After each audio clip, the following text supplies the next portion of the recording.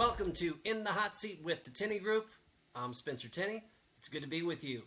From changing tires to changing hearts and minds across the great state of Alabama. Here with us we have President and CEO Mark Colson of the Alabama Trucking Association. Mark, welcome to the Hot Seat.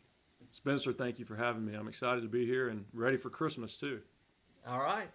Likewise. So before we heat things up, Mark, just take 30 seconds and tell us a little bit, just a little bit about what the work that you're doing at ATA. Yeah, the Alabama Trucking Association, we're the voice for trucking in the state. I like to say we're the cheerleader for trucking, and whether it be small or large firms, Alabama's a top 10 trucking state in the nation, and we have 110,000 people that work in our business in the state, so that's 1 in 14 jobs. We're an essential part of the supply chain. Everyone knows that, especially that listens to this podcast. But we're the they. I mean, when somebody says, "Oh, they should do something about that," we really need someone should look into this. Somebody, so we're the they, and so we are serving our members' needs and have been doing so since 1936. Oh, I love it. Well, let's jump right in, right there. All right, so top 1, 2, 3 issues that your group's trying to address on behalf of not just the state, but the whole nation in terms of trucking. What are some of those top issues that are top of mind for you? Well, number one is workforce, and if you talk to any industry leader, they would say that no matter what sector of the economy they're coming from, anybody who employs skilled professionals is fighting to keep them, fighting to attract them, and that's not going to change for the foreseeable future. So, really proud of the leadership in our Alabama Trucking Association for highlighting that, not only complaining about the problem, but really putting a lot of resources and focus and energy behind solutions. And not that there's one silver bullet to that problem, and everybody knows that. But a big part of that is humanizing our industry. We talk about that a lot. Those who oppose us, sometimes plaintiff trial attorneys and others who like to profit through the legal system from us, like to paint trucking in a bad light. But they objectify our industry. They don't talk about the unbelievable men and women who make it up, those 110,000 individuals in Alabama that I mentioned earlier. So we've taken the tact of, we're going to tell their stories. We've got some powerful stories to tell, like Felicia, who's on the cover of one of our recent magazines, who's featured in our Real Faces of Alabama Trucking campaign, and connect those stories with people who have a high propensity to want to come work in trucking, whether they're students or whether they're adults. And so right now in America and in Alabama, the average age of an entry-level driver is 38 years old, which blows my mind, that statistic. Average age of an entry-level driver in the United States of America is 38 years old. So since the time someone was 18, for 20 years, they did something, and then one day said, I want to try to be a professional driver. So we acknowledge that fact, and we have a lot of work to do, but I'm really proud of us in our state and colleagues across the country, not only highlighting that's a problem, but really putting energy behind making a difference and changing the future. There are a lot of professional careers in our industry. Truck driving is one of them, the professional driver position, diesel tech, but there are lots of others, and know that it's a great place to be. It's a great place to provide for their families. So that's probably the top one. I mean, a lot of other things feed off of that, in my opinion. Our public image as trucking has improved probably in all the public opinion research that I've looked at in the recent couple of decades. I think we're probably at an all-time high, and I think that's a good thing. That can change quickly if we're not diligent. So really, I think the most powerful way to maintain that and grow the public image is to just tell the stories of the men and women who make trucking special. So let me back that up for a second, because I think you said something that's really critical. Number one, the storytelling is having a positive impact in terms of the public image, which has tremendous economic implications in a good way for the industry itself. And so, but the thing that I want to come back to is this average age as far as the entry point into trucking. Like, this seems like a potential gold mine as far as like just to get that back a handful of years. Seems like that would be, extremely material to addressing some of our efficiency issues. So as your group connects and tries to solve for this problem, how do you do that? How do you go and get that average entry point or average age entry point a little bit lower? It's a tough nut to crack, and here's why. And you know this, and you've probably had guests on the show to talk about it. The barriers to being an entry level driver and going directly into a trucking firm are significant, primarily related to insurance costs. Larger fleets can do it. They can have training programs, apprenticeship programs that train and mentor entry level drivers. Your smaller firms, even 200 trucks or less, which are the majority, 98% of trucking firms in Alabama and across the country, either can't or don't have the resources to dedicate that type of training and mentorship to entry level drivers. And or if they did, if they're buying insurance on the open market, their insurance requirements require 2 to 5 years of experience, depending on the sector of trucking that they're in. So it's almost like a chicken and egg. So every CDL holder I meet, I ask them, where'd you get your training? Where'd you get your CDL? And where was your first job? And you find out that there is a pathway, right? There is a pathway. It's not always linear. It's not like the military. The military has removed all mysticism around entering the military. You sign up, you go to basic, you go here, you go there, and you know the steps involved. Trucking is a little more opaque in some degrees. And part of that demystifying trucking is part of our mission here. Part of that will be, reducing barriers to becoming an entry-level driver, connecting drivers with trucking firms, partnering with other industries and other organizations who hire entry-level drivers, even if over-the-road trucking companies can't. So all these things work in concert, and they're not an overnight fix.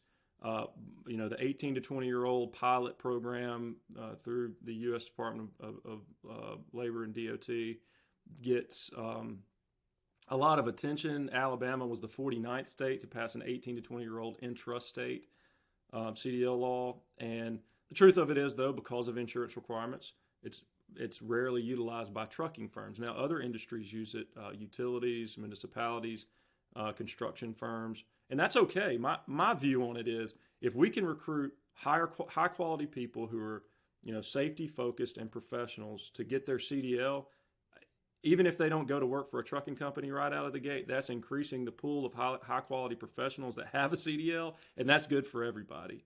And so, business community, myself included, aren't patient people. We like to see results, and we want them yesterday. And I know I'm in that boat. So. A lot of these solutions are long plays, but we're committed to it. The leaders in our association, from our chairman of the board and just members of our group, I've been really excited to see them get behind things that are going to take time to really see the fruits of our labor. But we've been able to showcase through some of this work through our workforce campaign, not to mention other opportunities that we've had, that we can move the needle if we stay dedicated to this path.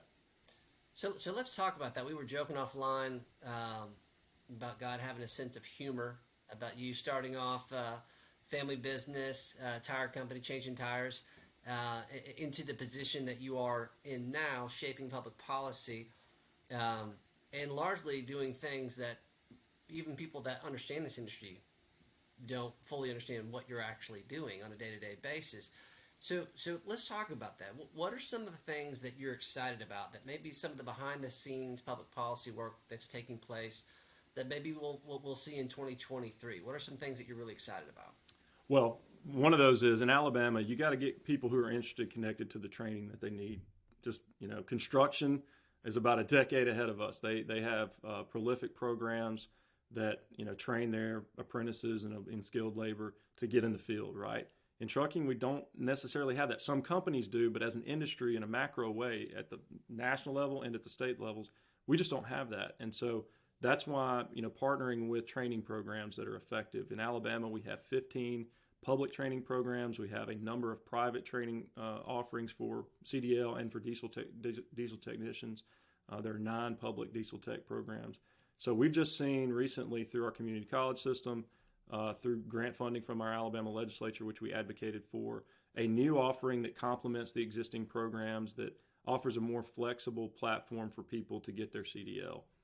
There are private programs that do similar things. So, that's an immediate success that, again, going to take time to see all the fruits of that, but we're already seeing that process evolve.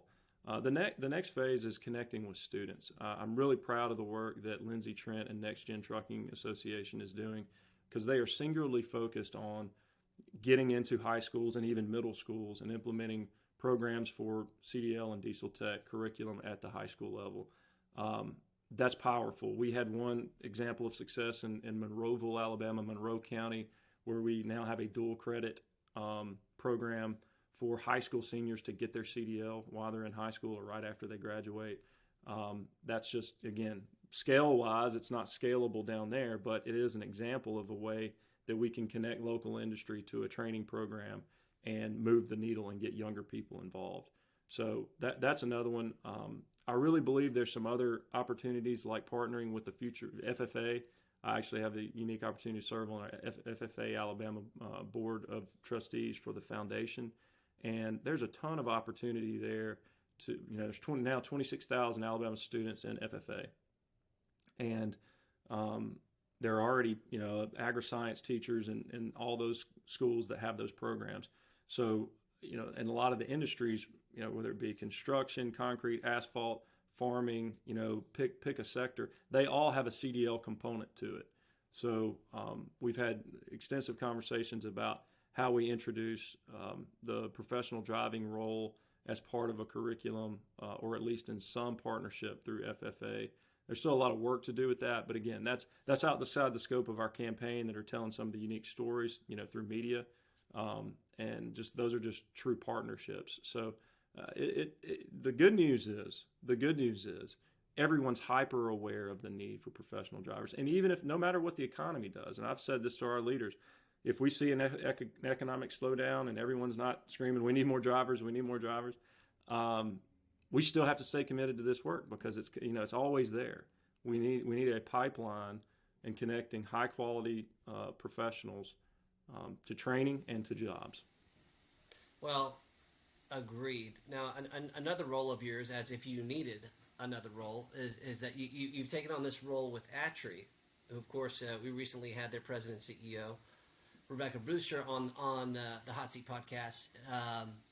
Tell us about the work that you're doing there around research and why it matters.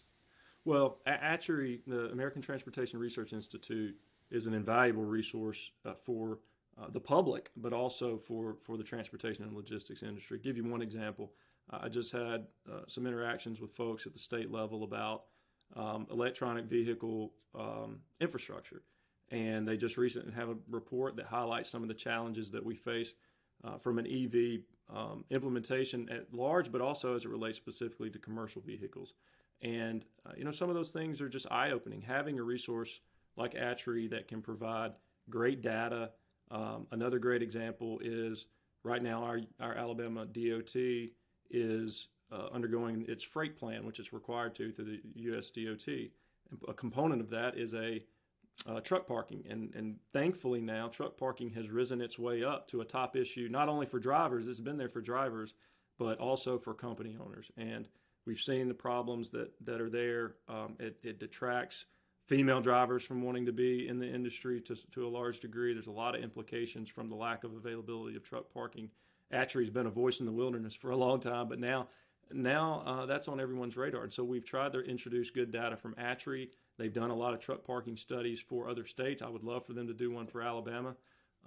But so that's just another recent example of, ATRI playing a key and pivotal role for policymakers, regulators, to bring good data to bear when important decisions need to be made. No, and I think that's so, like, just from a visual standpoint, and when you just try to kind of illustrate this parking issue and why it's so important. Here we are trying to attract female drivers, and you just see trucks lined up on an off-ramp to a super busy highway, and they're like, it's just very difficult to see how anyone, much less a woman, would feel comfortable in that environment. It's just not safe at all. And so if we're going to attract more drivers, I 1,000% agree. We have to address basic safety needs, and I'm really excited about the work that your group and that ATRI are doing in that area. So let's bring it back to the Alabama Trucking Association. We're doing all these things in terms of image and publishing these things, but you're also doing things for your members. As you look towards 2023 from an educational standpoint, what are some of the key areas that you're trying to address from an education standpoint for your direct membership? Absolutely. And I think one of the greatest ones, we always say advocacy because that's what we're built to do. You know, we have the Alabama legislature, we have municipalities and county governments, and then what happens in Washington. And we are hawks on that. I mean, that is our core. That is what we were organized to do, is be the advocate for trucking in those advocacy arenas. But one right out of the gate for our members, I would say, is training. Most state associations have a safety maintenance council. We do, and Tim Frazier on our team is a true professional that runs that for us. But we host regional training opportunities throughout the state, and that's important because there's been a lot of turnover in trucking. There's been a lot of folks moving around, and so some trucking companies have dedicated safety teams. Some smaller firms don't. It might be the president that oversees that. You know, a lot of people don't always realize that, and so those that are involved in our safety training, our safety council, throughout the year, they get better. I call it the heartbeat of our industry. I've always said a safe trucking company is a profitable trucking company.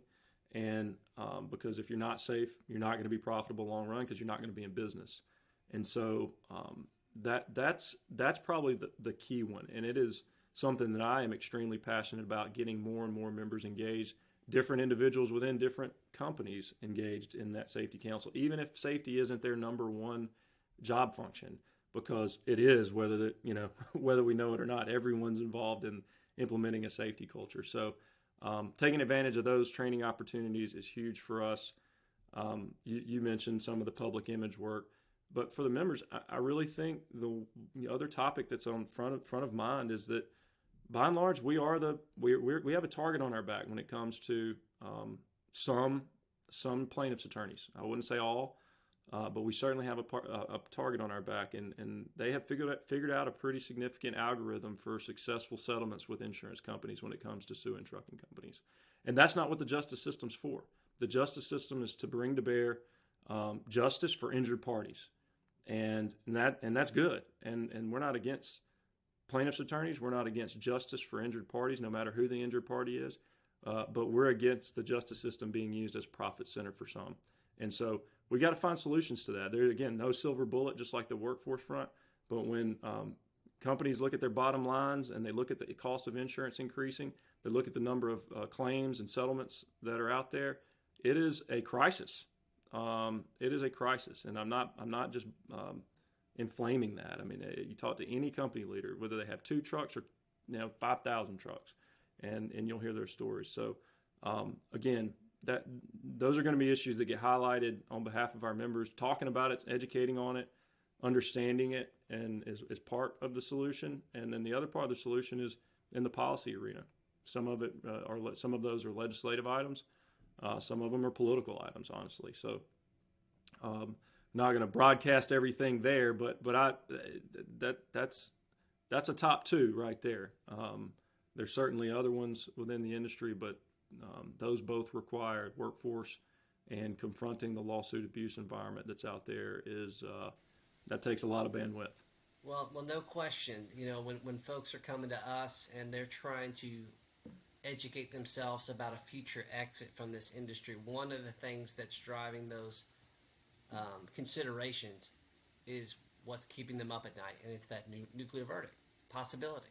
I mean, how could it not? And so the nuclear verdict, and then the death by 1,000 cuts. I mean, it's just the small claims that get settled that over a long period of time. I think those have an equal impact on insurance rates. That's certainly appreciate that perspective. I appreciate all the work that you're doing, Mark. It's often goes unnoticed, but not by us here at the Tenney Group. We appreciate what you're doing there. I do have one final wild card question, Mark. So we talked about you growing up in the tire business and changing tires. And I'm reminded of this scene out of the famous Christmas Story movie where Ralphie's dad goes out and changes the tire, and he's timing himself. Have you ever timed yourself changing a tire? And if so, what is the fastest you've ever changed a tire? Well, I have not timed myself because when you're changing a tire, speed is not the most important thing. Safety is the most important thing. So I haven't, but I will tell you just as a fun aside, and thank you for having me on the podcast and the work that you and your team do. I know the M&A activity is only going to increase with the current environment, so that's very important. And fortunately for Alabama, Alabama's been a net beneficiary of those mergers and acquisitions. But I had one time a ministry idea of teaching individuals how to change a spare tire and using that as a ministry, like for church, whether it be, teenagers or, whoever that might be that need to know that. Because you find out so many people don't know how to put their spare tire on, which should be required to be able to drive a car. You should know how to put your spare tire on. But these days it's just like, we could just scholarship them with AAA or something. I don't know. Right. Well, no disagreement here. Why not? If you need a partner in that, I'm with you.